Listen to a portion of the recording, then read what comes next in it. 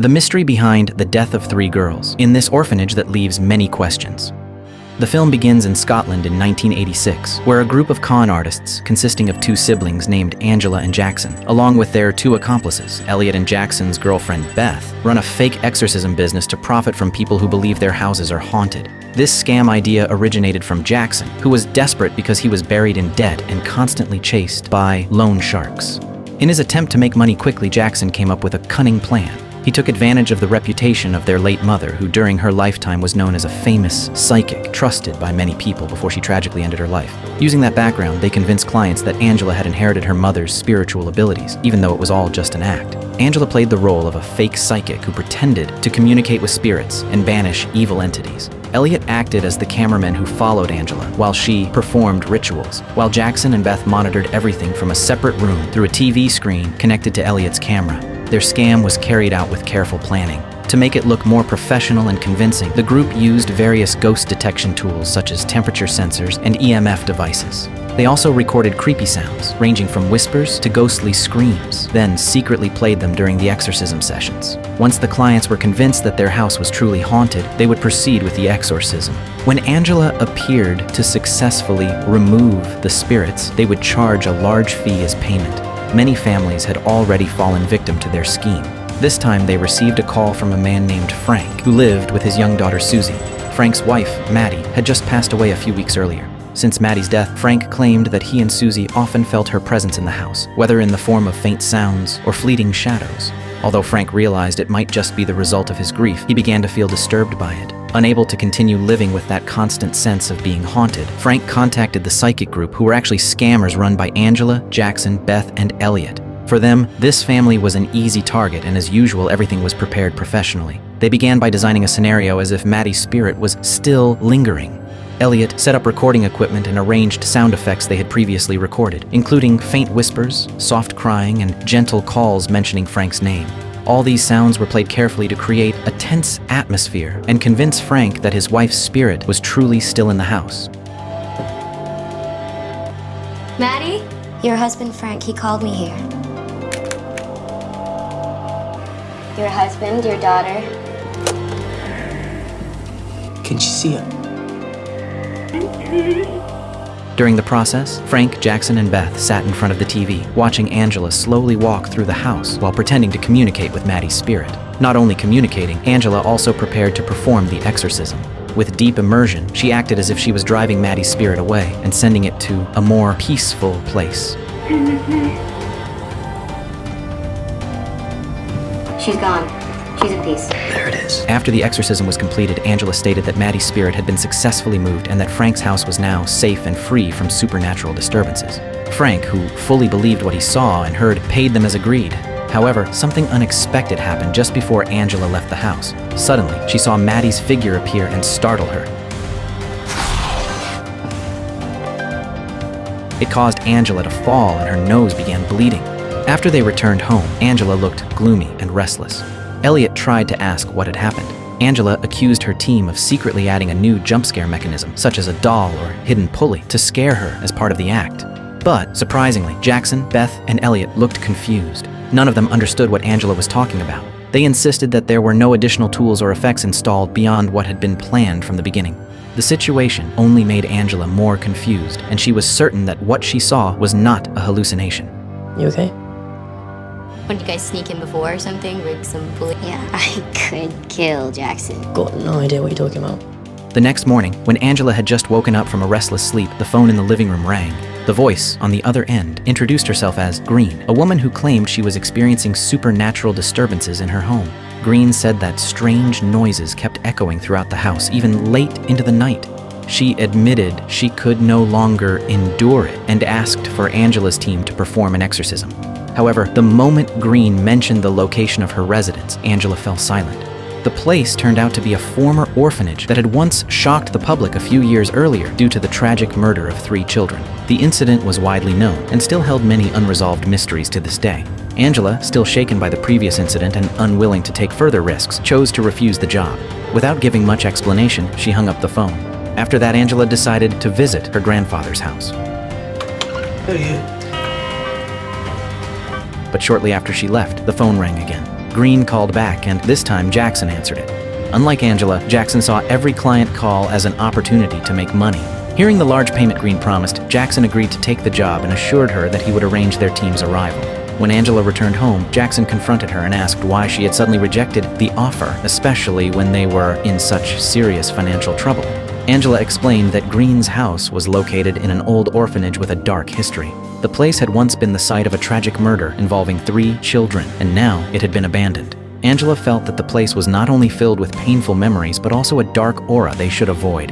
However, Jackson tried to convince her that this was an opportunity they could not afford to miss. He knew exactly how difficult their financial situation was, and to him, this job was their way out. After being persuaded several times, Angela finally gave in and reluctantly agreed to follow Jackson's decision. Meanwhile, Jackson's girlfriend Beth noticed that his face was bruised and covered with injuries. She did not need to ask to understand what had happened. The wounds were clearly the result of Jackson being chased and beaten again by loan sharks after failing to pay his debts on time. Beth, exhausted from living under constant pressure and fear from debt collectors, wanted to leave the city and start a new life. But Jackson tried to convince her to stay a little longer. He swore that he would pay off all his debts so they could live peacefully without being hunted down anymore. The next day, their team set off for Green's orphanage.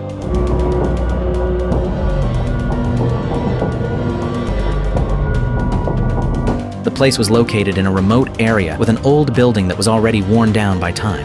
Upon arrival, the gate was slowly opened by an old man who turned out to be the gardener named Victor.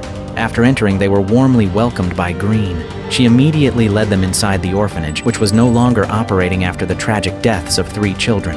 Handsome and funny. Girls first.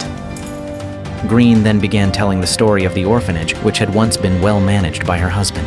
Together, they had raised orphaned children with love and care, but after her husband passed away, the orphanage gradually fell apart.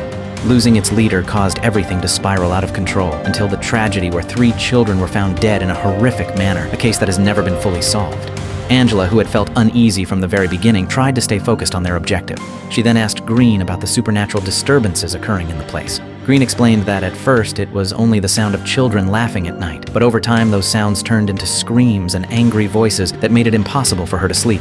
Hearing that explanation, Angela and her team began carrying out their plan as usual. They prepared their equipment, arranged the flow of their act, and of course, set up the recorded sounds. Children's laughter, screams, and eerie whispers were carefully programmed to play at the right moments, creating the perfect illusion that the spirits of the children were still haunting the place. Realizing something was wrong, Jackson went to the living room to look for Beth, but there was no sign of her anywhere. As he continued searching, the spirit of Tammy suddenly appeared in front of him. Without thinking twice, Jackson rushed to Angela and Elliot to tell them that Beth had disappeared. When they tried to carry Elliot out of the place, they were suddenly startled by the appearance of Missy's spirit. Her presence caused Jackson to suddenly suffer a nosebleed. Angela began to realize that she and Jackson shared the same ability, a gift inherited from their mother. Overwhelmed with concern for Beth's safety, Jackson decided to search for her himself, while Angela was told to take Elliot back to the car.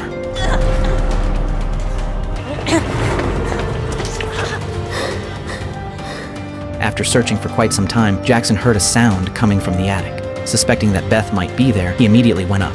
He was horrified to find Beth in a devastating condition, her mouth sewn tightly shut, just like the 3 orphan girls who had died tragically. Unable to speak, Beth could only look at him helplessly. Realizing that something was terribly wrong with the place, Jackson quickly carried Beth and rushed back to the car. Without wasting any time, he drove at high speed to escape from the house. But in the middle of the road, the spirit of Claire suddenly appeared in front of him. In his panic, Jackson did not hesitate and drove straight into the figure, but it turned out that he had actually hit Victor. Victor's body was thrown away, and their car lost control before crashing into a large tree. Beth, who was not wearing a seatbelt, was thrown out of the car. Jackson, covered in blood, got out and found that Beth was already dead. As he struggled to process the horrifying reality, a mysterious figure suddenly appeared and struck him from behind, knocking him unconscious. It was Herman, Green's son. Herman left Jackson momentarily and rushed to the car to make sure Elliot was also unconscious. When Angela regained consciousness after the crash, she stepped out of the car and discovered Beth's lifeless body. She then checked on Elliot, who was weak, and asked about Jackson's whereabouts. Before losing consciousness, Elliot had seen Jackson being taken back to the house by Herman. Hearing this, Angela had no choice but to return there to save her brother. It's okay. Meanwhile, Jackson was in a horrifying condition, his hands tightly bound to an old chair. In front of him stood Green and Herman. Behind Green's calm demeanor and gentle words hid a terrifying darkness.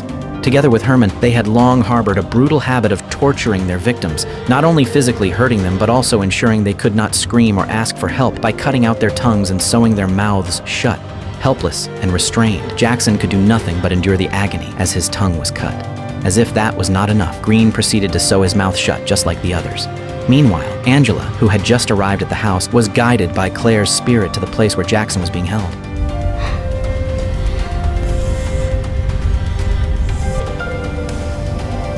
However, due to her carelessness, Angela was caught by Herman, who easily knocked her unconscious. When she woke up, she found herself in the same condition as her brother, tied up and powerless. Now, she was to become the next victim. Before Green could harm Angela, she ordered Herman to take Jackson to the storage room and finish him there. Herman later returned after killing Jackson. As Green prepared to carry out her cruel act, a sound approached Angela. It was Elliot, who despite his severe injuries had managed to sneak back into the house. Taking advantage of their distraction, Elliot attacked and killed Herman first.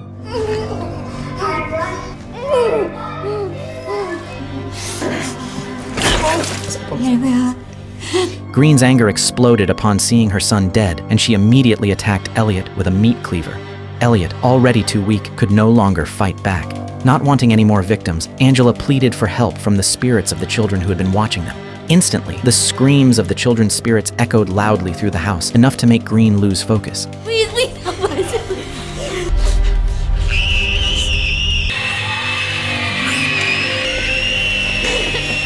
Seizing that moment, Angela freed herself.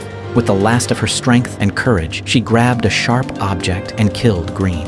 As soon as Green and Herman were dead, the atmosphere of the house suddenly fell silent. The spirits of Missy, Tammy, and Claire, who stood before them, slowly disappeared, a sign that they had finally found peace. With only Angela still able to move, she left the house to seek help. However, she instead saw Jackson's ghost, wandering in confusion while searching for Beth. Angela broke down crying on the roadside, which caught the attention of a passing car. Angela and Elliot were taken to the hospital to receive medical treatment.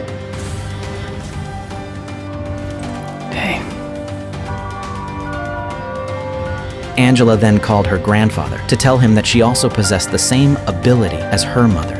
Suddenly, a dark shadow, believed to be another spirit, appeared right in front of Angela, and the story came to an end.